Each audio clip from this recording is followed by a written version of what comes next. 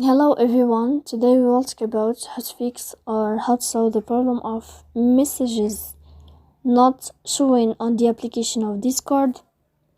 You will click on settings. In this page you can click on apps, default apps, app settings. When above you can search about Discord and you will enter. Then you can click on first stop and you can click OK. After that you will enter to the window of storage. Here you can click clear cache. Don't click clear data because that can cause the errors that can delete your account. In the end you can go to Play Store.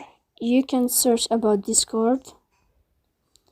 And you can update your app if you will find updating this blue sign. So please don't forget to support us by like and subscribe.